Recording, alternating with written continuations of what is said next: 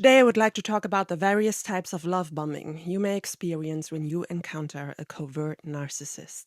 With a covert narcissist, you often don't see the abuse coming until it's too late. That's why love bombing is such an effective tool for them, to get you hooked and engulfed in their web of deceit. And then it becomes very difficult to step away from it, even though you do see the writing on the wall. So what exactly is love bombing in general?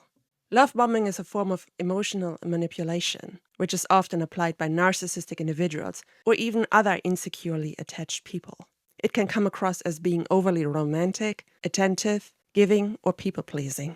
This being said, it is usually intentional and predatory when it comes to narcissistic manipulators, and unintentional, non-predatory when it comes to insecurely attached people, such as the anxiously or avoidantly attached. How can you tell the difference whether you are dealing with a potential abuser or simply an overly insecure person? Narcissists usually remain in toxic dynamics to intentionally control and hurt their victims, whereas otherwise insecurely attached people are often unaware of their toxic behavior and would much rather leave a relationship to avoid hurting their partners in the long run. Also, always ask yourself the question whether there are strings attached to any favor, because narcissistic relationships are usually purely transactional. If you're emotionally vulnerable, you will most likely be susceptible to love bombing because it will quickly fill an emotional void that you've been feeling for way too long. What makes you emotionally vulnerable could be personal hardships such as past abuse or trauma, low self-esteem, a recent breakup, the loss of a loved one or job, illness, depression, or loneliness that makes you crave love and attention. You will usually recognize love bombing by the speed at which it's moving. It's as if too much is happening too soon, and it is not uncommon to feel a certain unease when you meet a love bomber, because things just seem too good to be true, which is your intuition warning you. Due to their predatory senses, narcissists are excellent at recognizing when your intuition and doubts about their sincerity kick in, and they either ramp up the love bombing or gaslight you to doubt your own intuitive feelings. That way, narcissists are masters of deception, distraction, illusion, and instilling cognitive dissonance in their targets. These are the 8 warning signs to look out for. The first and most obvious sign that you might be a target of love bombing is excessive attention, which can be in form of asking you a lot of questions. As many of you know, narcissists often put you through an interview process, and we mistake it as a genuine interest in who we are as a person. They may want to constantly spend time with you and communicate almost 24/7 before the communication begins to be more inconsistent and starts confusing you. If you're connected on social media, it's when someone constantly likes or comments on your posts and pictures to get your attention. It quickly gives you a dopamine hit, but can easily make you addicted to the person's attention or at least ignite your curiosity. Of course, in the beginning, everybody feels excited to meet a new person, and we pay more attention to them in an effort to get to know them. But if some of the following red flags are also occurring, I would proceed with caution. The second red flag you may notice is an excessive amount of compliments, praise, and flattery. And if you notice this happening at an early stage, keep in mind that they don't truly know you yet to comment on all of that stuff in the way they do. Also, they don't know your own shadow side and negative traits that may outweigh some of these positive traits later down the road.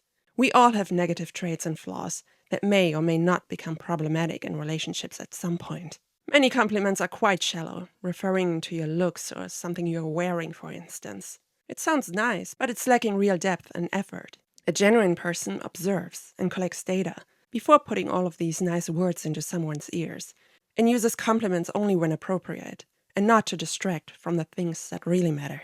Rest assured that later, the covert narcissist will kick you off that same pedestal they put you on by either comparing you to other people, or they may withhold compliments altogether and begin to criticize the very characteristics of you they appreciated so much in the beginning. For instance, now your intelligence may be standing in their way, and they will repeatedly let you know how stupid you actually are, while you are in fact just too smart for them and begin to put one and one together to expose them. Another way covert narcissists compliment you, and this is the third point on my list, is that they mirror you. Every response to what you say is a me too, as they pretend to have the same goals and values in life, same interests, shared history, or even traumas, and so on. You basically fall in love with a reflection of yourself. Mirroring is a form of grooming, and pretending to have so much in common is one way to connect and gain your trust. The trick is that you do not only feel like you finally met your soulmate, But you also fall for their false potential and compatibility, believing you will be able to build a promising future together. But keep in mind that narcissists are chameleons. They will adapt and change for every new person they try to lure into their mousetrap. You cannot actually pin them down to one personality type, which obviously is why we talk about a personality disorder. Over time, you will notice inconsistencies, and that the two of you may not be such a perfect match and have less in common than you initially thought. These aren't just small things, but relating to core values, future goals, and general conduct that erase any potential you saw in them in the beginning. If you confront them with any of these discrepancies, they may gaslight you and tell you that they may have changed their mind, or you misunderstood them, that they aren't perfect people, or your expectations are suddenly too high while they had been leading you on all along. Which leads me to my next point. Narcissists have a tendency to target empathetic people who express vulnerability and often overthink their feelings and emotions.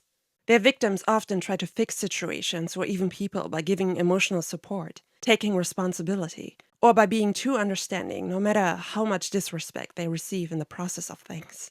Sharing mutual trauma too early is one way empathetic people often get tested and trapped or trauma bonded.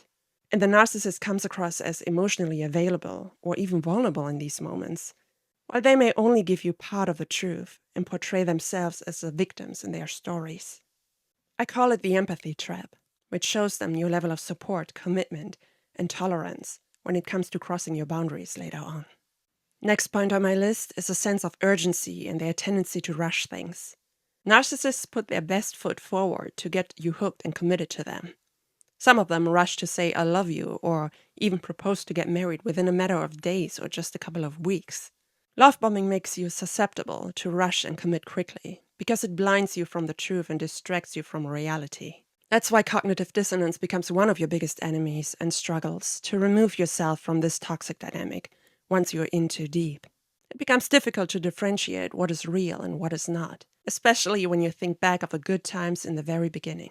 Sure, every relationship steps into a sort of boring routine over time and effort changes, but does it get so bad that you constantly yearn for and remind yourself of the person you had met in the beginning? Let alone bend yourself over backwards to get them back, as the burden is always on you to change. It's difficult to come to terms that you are simply dealing with the real person now. I remember that the covert narcissist I had met many years ago rushed me into a committed relationship with him within merely 2 weeks. By that time, we had only seen each other twice and most communication was via texting anyways. Social media or dating apps make it so easy for them to misrepresent themselves. It's all about impression management and the false image they want you or others to believe in. Obviously, we had barely known each other, let alone physically spent enough time together to even make such big commitment, and created a fantasy for ourselves. The next sign a covert narcissist may be love bombing you is by so-called future faking, which entails a bunch of big promises they will eventually never live up to. Again, if it sounds too good to be true, it most likely is. And since you believe you have so much in common, you want to believe in the potential of a successful future together. Narcissists often talk about marriage, family, or overly expensive trips they may want to take you on in a distant future. They may even take you to house viewings and start fantasizing about what your life could look like together in this or that neighborhood. I had this happening to me, actually. Meanwhile, the person you're dealing with may not even have the financial means to pay their rent on time, and also won't put in the effort to achieve your goals. Future faking is one of the most effective ways to get their targets hooked on an idea and false dream. That's because narcissists are often daydreamers and highly delusional. They wish they could have this or that life, and usually they even feel entitled to a certain lifestyle. But in the end, if you're dealing with a broke narcissist in particular, it will be you who becomes responsible to fulfill that dream life as they leech onto your resources until there's nothing left to give. Now, narcissists who do have the financial means to afford these things may actually fulfill these promises very early on. For instance, they may take you on an expensive and luxurious trip abroad, which is another big red flag and the next point on my list. They make big investments to reel you in and get you hooked for a lifetime. This can come in form of expensive gifts, vacations, money, clothing, jewelry, or restaurants they take you to. I think one of the main indicators is whether they are already going above and beyond on a first date without barely knowing, let alone trusting you. Contrary to that, if someone refuses to only meet you for a coffee, it sure is a red flag of entitlement that can become problematic later on. I think especially a lot of women fall prey to this kind of flattery when a narcissist is merely looking for a pretty face and an arm piece to flaunt around and make him look good in public places. They usually have a tendency to act like the perfect gentleman at first. Whether you are the only woman they are spoiling and entertaining is another question. Now, don't get this wrong. Even a broke narcissist may make seemingly big investments here and there in the beginning, or come across like a big spender, at least big in relation to their income. But this is more a way to build financial trust and later ask you for similar favors in return. Remember that narcissists have transactional relationships. There are always strings attached to the things they do. So if they invest in you, they expect you to invest in them sooner or later. One red flag to look out for, once you're in a relationship with one of them, is that it may suddenly be very difficult to put some savings aside for your own security. As per the old adage, friendships end when money gets involved. And my last point on my list is offering help and support. Covert narcissists often seek out vulnerable and helpless people and show up like the knights in shining armor who will come to your rescue and offer help wherever they can. No matter how much of an inconvenience it creates for them, they seem always available until they won't anymore, at least for you. While selfish at their core, covert narcissists tend to be people pleasers on the surface, to find acceptance and admiration from those around them. Also, it's one form of impression management that could even risk your credibility when you tell people who they truly are beneath that surface. Now, how can you tell the difference and whether you're dealing with love bombing as a means to manipulate or not? Especially when you struggle about your own insecurities, about your self-image, random compliments from others can easily come across as love bombing or fall onto deaf ears, even though they genuinely mean it or see your potential. This doesn't pertain to romantic relationships only. You can tell the sincerity of their compliments or actions by looking within, listening to your body and how you feel about it, or usually whether any of this comes with strings attached to it.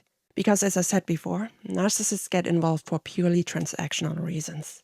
Are their words still met with actions? Or has your dynamic shifted drastically over a short period of time? Are you confused and stuck on remembering the good moments you have had every time you want to pull away? And the love bombing returns to keep you hooked in the cycle of abuse.